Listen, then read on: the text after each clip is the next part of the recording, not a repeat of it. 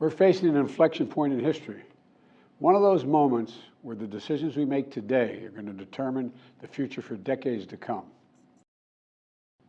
As I told the families of Americans being held captive by Hamas, we're pursuing every avenue to bring their loved ones home.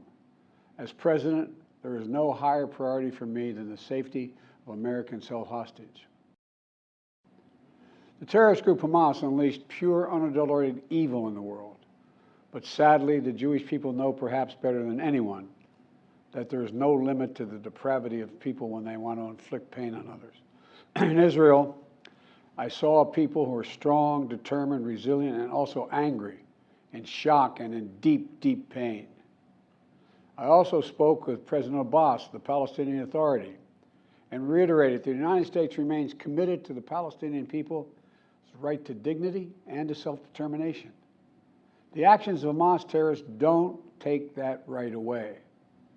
Like so many other, I'm heartbroken by the tragic loss of Palestinian life, including the explosion at the hospital in Gaza, which was not done by the Israelis. We mourn every innocent life lost. We can't ignore the humanity of innocent Palestinians who only want to live in peace and have an opportunity. Hamas' stated purpose for existing is the destruction of the state of Israel and the murder of Jewish people. Hamas does not represent the Palestinian people. Hamas uses Palestinian civilians as human shields, and innocent Palestinian families are suffering greatly because of them. Iran is supporting Russia in Ukraine, and it's supporting Hamas and other terrorist groups in the region, and will continue to hold them accountable, I might add. American leadership is what holds the world together. American alliances are what keep us, America, safe. American values are what make us a partner that other nations want to work with. To put all that at risk, if we walk away from Ukraine, if we turn our backs on Israel, it's just not worth it.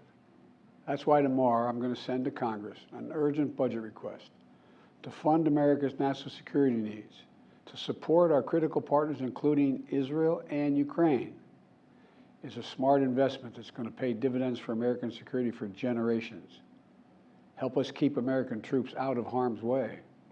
Help us build a world that is safer, more peaceful, more prosperous for our children and grandchildren. In Israel, we must make sure that they have what they need to protect their people today and always. The security package I'm sending to Congress and asking Congress to do is an unprecedented commitment to Israel's security that will sharpen Israel's qualitative military edge, which we've committed to, the qualitative military edge. We're going to make sure Iron Dome continues to guard the skies over Israel. We're going to make sure other hostile actors in the region know that Israel is stronger than ever and prevent this conflict from spreading. The people of Gaza urgently need food, water, and medicine. Yesterday, in discussions with the leaders of Israel and Egypt, I secured an agreement for the first shipment of humanitarian assistance from the United Nations to Palestinian civilians in Gaza. If Hamas does not divert or steal these shipments, we're going to provide an opening for sustained delivery of life-saving humanitarian assistance for the Palestinians. As I said in Israel, as hard as it is, we cannot give up on peace. We cannot give up on a two-state solution. We must, without equivocation, denounce anti-Semitism. We must also, without equivocation, denounce Islamophobia. And to all you hurting, those of you hurting, I want you to know I see you. You belong. And I want to say this to you. You're all America. You're all America. This is in a moment, in moments like these, when fear and suspicion, anger and rage run hard, that we have to work harder than ever to hold on to the values that make us who we are. We're a nation of religious freedom, freedom of expression. We all have a right to debate and disagree without fear of being targeted in schools or workplaces or in our communities. We must renounce violence and vitriol. See each other not as enemies, but as fellow Americans.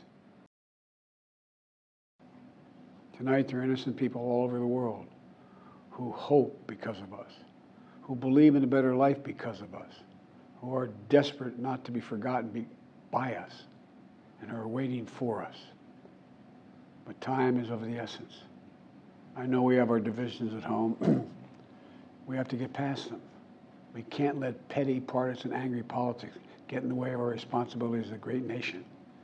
We cannot and will not let terrorists like Hamas and tyrants like Putin win.